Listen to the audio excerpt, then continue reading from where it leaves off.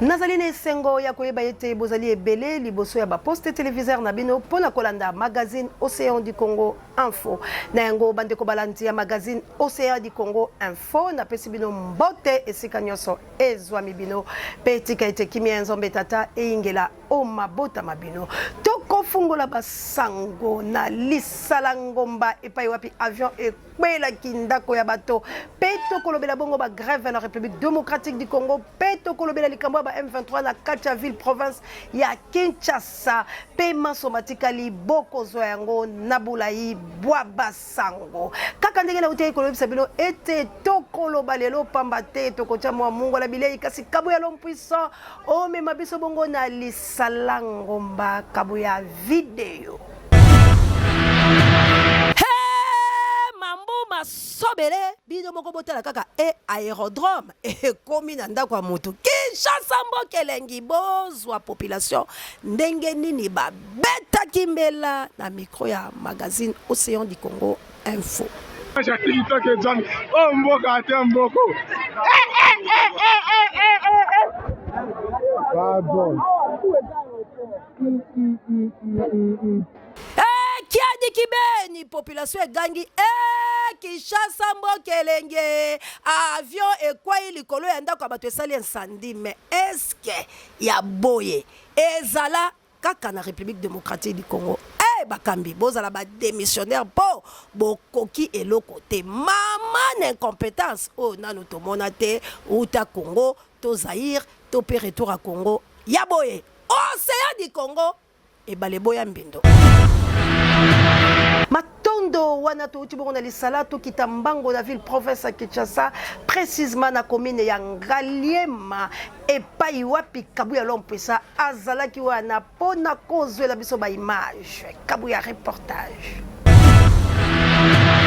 monawa toza na commune ya Ngaliema Rwanda bakoti na Ngaliema na ndanga osakati bazokoma biso ba montagne likambo ya mabele sangwema Congo oye lisu likolo ya lisu peuple alobi tanta tokotika te toko dénoncer atako bino bokoboya na bino pona diplomatie na bino kasi biso la bango ekoinda kaka ndenge bomoni lo moto ya boye na commune Ngaliema côté ya palais de marbre bino moko bozoka population elulu ezwa eboma libulu wana bofungola yango ba M23 basi ba cercle biso tokomona ka mokolo mususu siffle piololo ba koti kangaye bomaye kasi bomoni etuluku ya batu boye tango balingi basimba kaka boye bino moko bozo la police kasi bozo population ndenge nini azoganga Rwanda bazawa tosenga mokonzi ya mboka bati na rapport ya makasi Rwanda bazana ba arme lourd Bientôt Tibela Kagame alobi ba M23 ce sont des Congolais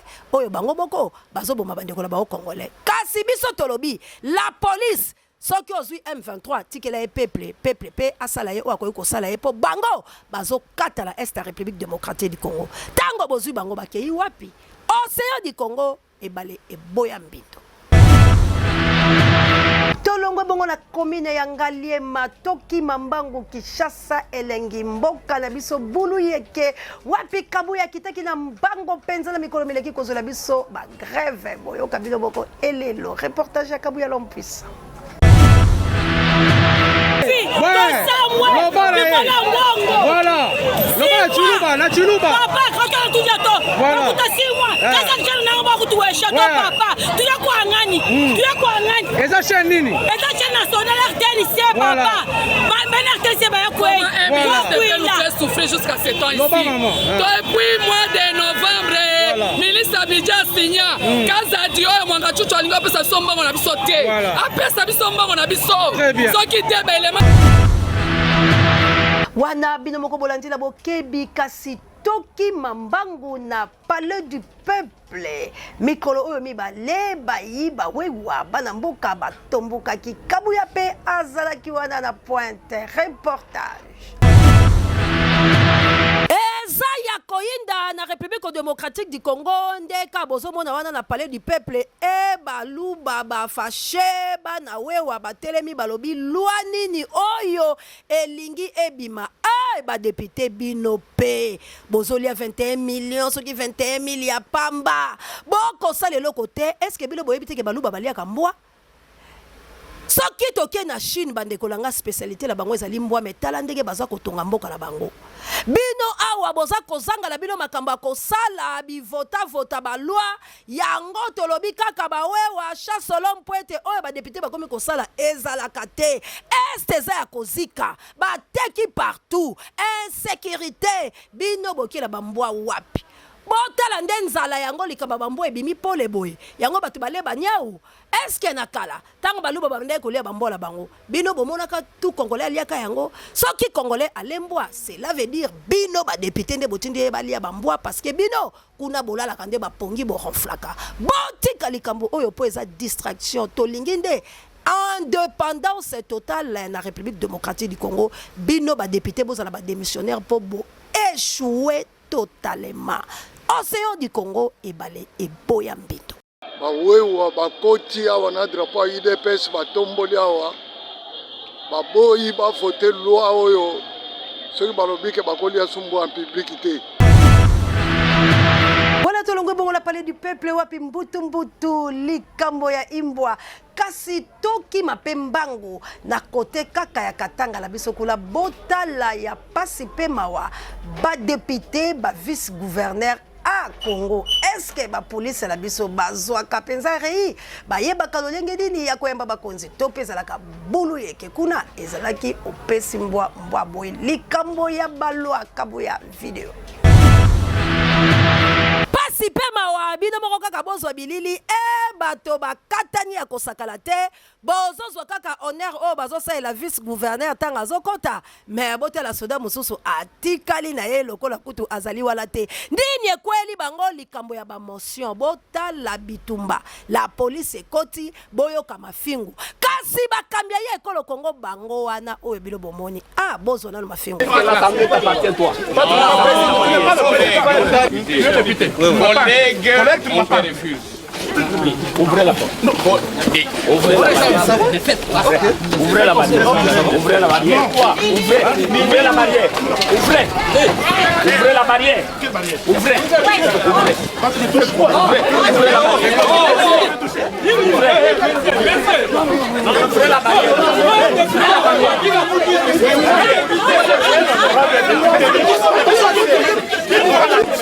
Entrez honorable.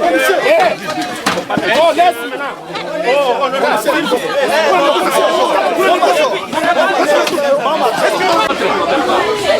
n'est pas normal ça.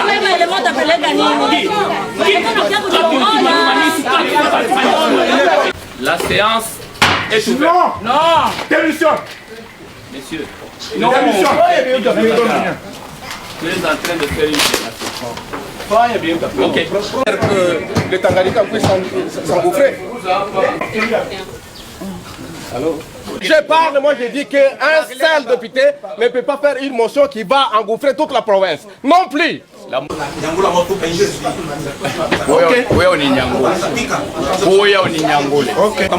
vous autorise, c'est quand il y a boyé Kagama kokota tendenge nini minere kokende tendenge nini ba Uganda ba kozwa mboka tendenge nini tango bilo bozali kolala ba kambi tu ya ekolo Congo bozala ba démissionnaire tocha bato mosusu ya sika po Congo ezonga mobimba Océan du Congo e baleboya mbito wana tolongwe kuna na kochana misapi Swahili ezali ko beta kotoko kasi tozonga bongo na ville provinciale Kinshasa likambo ya bebembe ekoma bongo pasi na kati la biso pambate boye bibilo baso ete touti kobungisa artiste la biso monene mwana mboka Gigola oyazali bongo petit frère propre ya artiste la biso ya makasi le padre Nika Boroni na Jésus de Nuance moto ya yambo oyamemaka la rumba congolaise au bord auti bongo kokufela leki na ye oyo azalaki pe moko ya langa nzembo kasi ezopesa mbutu fera leye asali boye ye moko azalaki motela maladi kasi nanya kata likambo yango prophète du peuple Ngefa Kabuya azalaki wana likambo ya liwato kama bomwaka yango pamba te Congolais azalaka kaka ignorant. Likambo ya liwa ezalaka nde ya nzambe ezalaka ya moto te. Frère Gola azali musicien azali kolo ya pema te ya libota na ye. Gigola akufi botika kofingisa ye pamba te bobandi koyoka oyo bandi kobimala minoko ya bato ezali nango kitoko te. Yango tolobi boye botika Frère Gola Jésus de Nuance ni kabolonina moto ya yambo oyo amemaka la rumba congolaise au bord. Shetani Gola Jésus de Nuance afungola miziki na dimension oyo elelisa Koffi Olomide botika ye kimia ayebi na ye likambo na liwa ya Gigola te po ye pazali nzambe te. Tolobela nde mukuna oyo apesaki biso prophétie alobaki Gigola akokufa lisusu te po Biblia elobi na biso mosakoli oyo alobaka makambo ekokisamaka te esengeli babamba ye mabanga kasi boni bino bokela Frère Gola talange fape alati kanda na molimo prophète du peuple abambuli bino moko bozwa son na micro ya Océan du Congo Info. Gigola fere ana kati na ete Gigola ezali nini? Jean 12:43, ils aiment la gloire du monde que la gloire est de Dieu.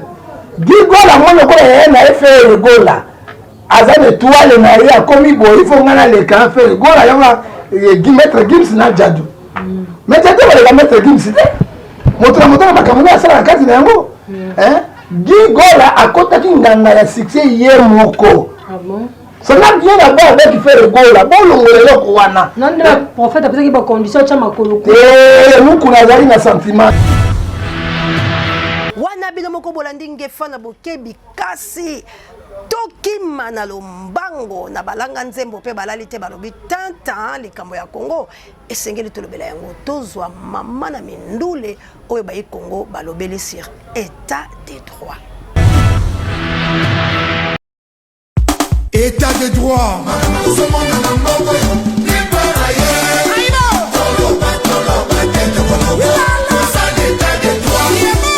Tout m'est permis, mais tout n'est pas utile. Fini la récréation. Distraction et continue de Nicolas Papa, n'est l'église des merveilles. Tous les la passe, mais tous toujours la distraction. Allez, top Congo, mes mangas.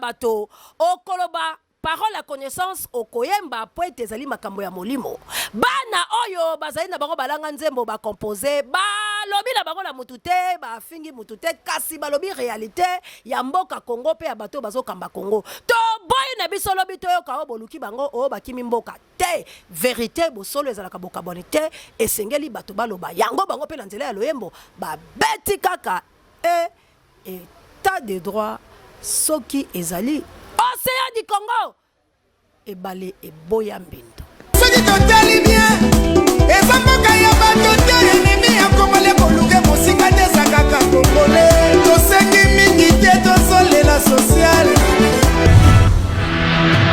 na nsima ya koyoka mindule na likambo etali état de droit peuple alobi nyonso toki mambangu na le messager Alain Jérôme Muyumba oyo ayeli biso message ko ute pa ya mokeli ya République démocratique du Congo pe mokeli ya bakongomani ya kozongisa biso na liloba pe na bomoko na kintwadi ya baindo pe na komitelemisa biso na likambo etali révolution ya République démocratique du Congo. Kabuya azalaki na pointe reportage. Il va prendre le pouvoir, il devient millionnaire ou milliardaire. Tous ceux qui ont le pouvoir comme Premier ministre, ils ont terminé à être millionnaires et à créer des partis politiques. Nous sommes témoins.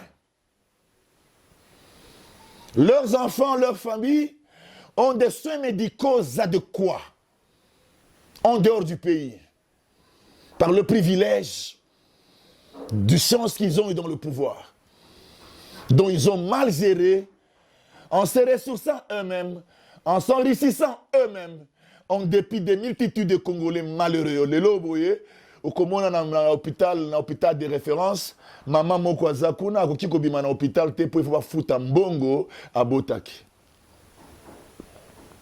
Peuple congolais, nalingi ko incité on a NT. Nalingi ko incité on a violence te.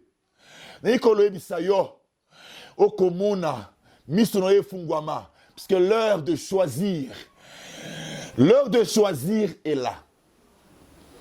Les échéances électorales en cours doivent nous donner une matière de réflexion profonde sur l'espace de temps durant 4 décennies où nous voyons les politiques à s'échanger et à s'enrichir. Bien-aimés dans le Seigneur, peuple congolais, nous ne sommes pas l'unique pays dans le monde. Nous avons sillonné le monde, nous avons vu des gens qui sont devenus des premiers ministres. Après, il est un homme normal, il a bénéficié de tous ses privilèges, de ses immunités, de son salaire, il s'est investi de forme injuste. Mais dans notre pays, c'est contraire. Je pense, peuple congolais, c'est le temps de mettre fin au règne des politiques. Peuple congolais, c'est le temps d'exciter le politique à revenir au Créateur pour apprendre l'intégrité, la justice pour une nation juste. Je termine à dire, il y a de l'espoir, parce que le Tout-Puissant m'a dit, il va rétablir la nation. Il m'a montré une nation forte, puissante et à part. Il m'a dit, les Congolais vont développer le pays avant que le reste puisse venir développer. Peuple congolais, il est important que le peuple prenne en marche la décision. Nous voulons en ce moment précis un homme choisi par les Congolais et non par les impérialistes. Peuple congolais, nous devons être prêts à donner nos vies pour cette nation afin que nos enfants puissent rencontrer une nation juste et bénie. Nous voulons un leader pour le peuple et par le peuple, afin que le pouvoir divin soit exécuté dans la nation pour établir la justice et répartir les butins de la nation de forme équitable. Je vous confie, mon peuple. Je vous confie, mon peuple. Jusqu'à ce jour, nous sommes en train d'endurer les difficultés. Je vous confie. L'Éternel m'a envoyé vous apporter le message d'espérance. Il va rétablir la nation. Il va rétablir la nation. Il va donner la paix. Il va rétablir la nation. Amen.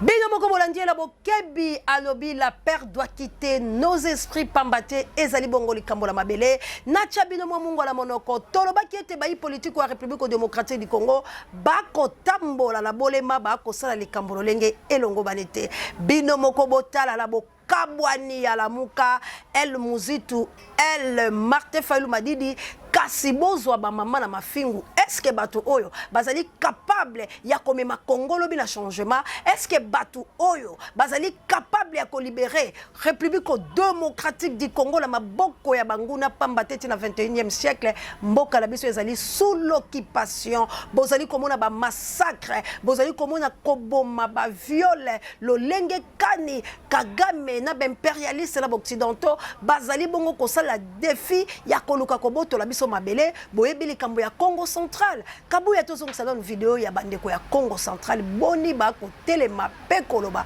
pona likambo o etali Congo central.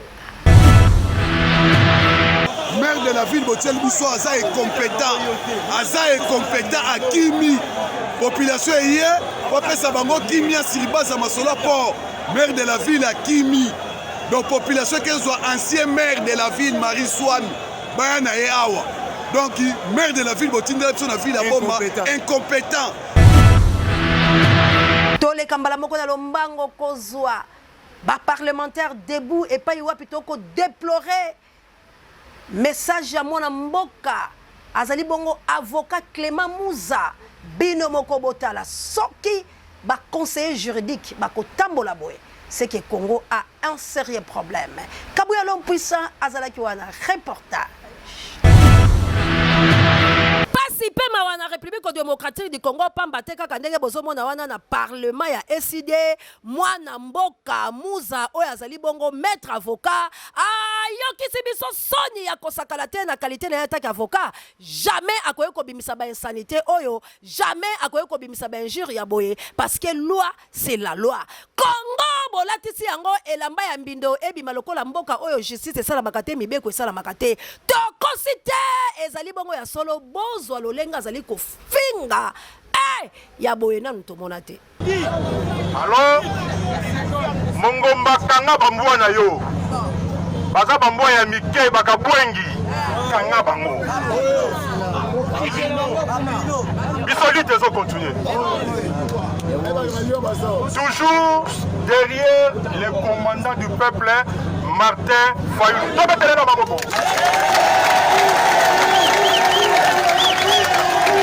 Kibina moko a bengi Blanchard Mongomba Mbwa a bengi ba communicateur ya Nouvelle Élan Mbwa, cela veut dire Adolphe Muzitu azali Mbwa. Quel insulte bande kolangai. Tozali ko interpeller pe ko dénoncer yango la dernière énergie politique ya boye. Tolingi yango atamukete. Soki Congo eko tambola lolenge oyo. Non biso toko benga la bino parce que bozali le lokote ya kopesa na kacha peuple congolais. Tolingi indépendance totale pe tolingi Congo. Toli ya malamu tobika malamu kasi ya benjir. Non, to dénoncer yango ezaki côté.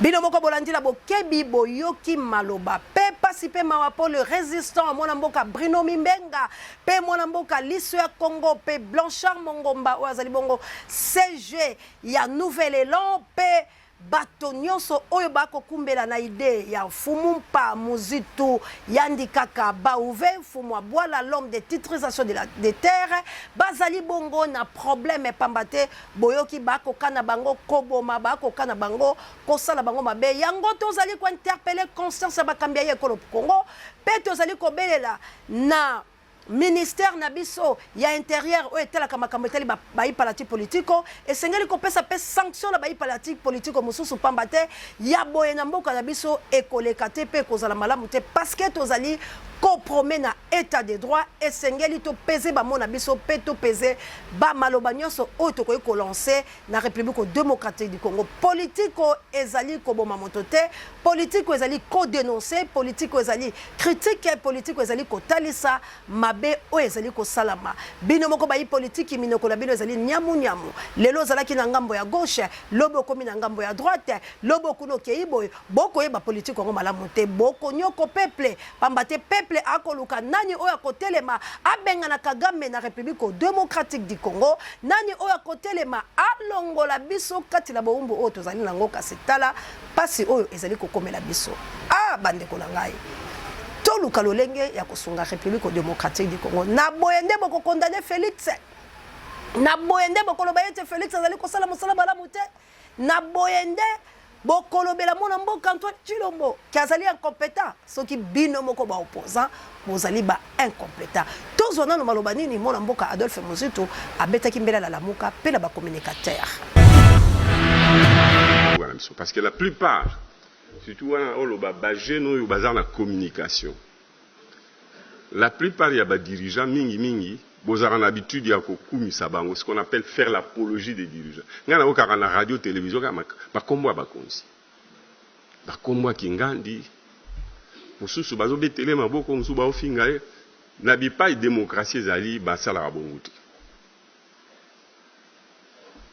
d'ailleurs principe moyo lwake batwa solo basolo laka makambo ba idée ba philosophie ya mboka ba idée oke bon mboka o eza buye to kosala buye poto ko mabo ba débattre peuple za ko yoka peuple bi wana penza yebi o ya yebiti ba ko soutenir mutu pona ba idée na ye ba combattre ye pona ba idée na ye soutenir Moutouté individu au Tshisekedi.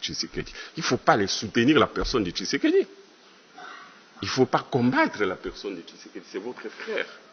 Il faut soutenir ses idées, combattre ses idées si elles sont mauvaises. Au moni awa tangu tuzako bunda contre Mobutu, au lieu de combattre la dictature, tu dois combattre la personne de Mobutu.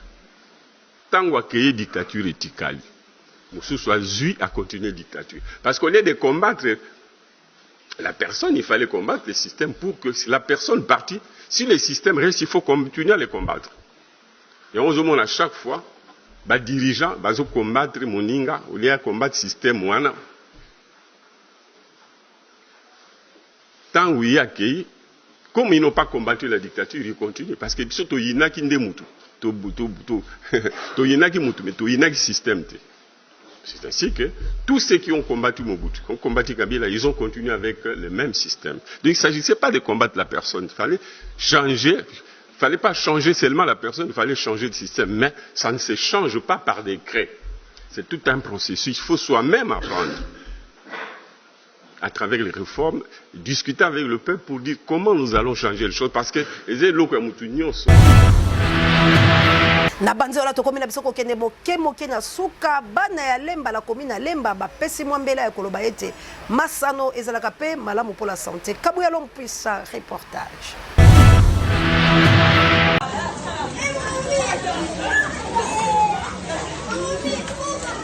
Contrôle.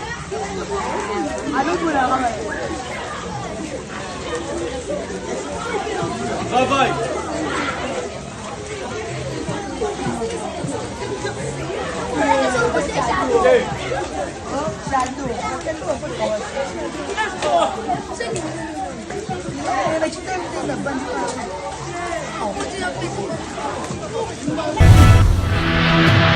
Na awande toche point final na magazine Océan du Congo info ya mokolo mwalelo soki bo sepela ki lolenga Océan de la presse congolaise na zalaki bongo liboso la bilo pour la kopesa bilo basango ya République démocratique du Congo pe maima koleka la ville province ya Kinshasa bo pesa bongo matondo na équipe rédactionnaire ya magazine Océan du Congo info oye zalaki bongo ofuro moulin pour la kosela bilo mosala ki taka wala na moni bongo matondo ezongela Kabuya Lompuisa, on ne change pas l'équipe qui gagne na la caméra.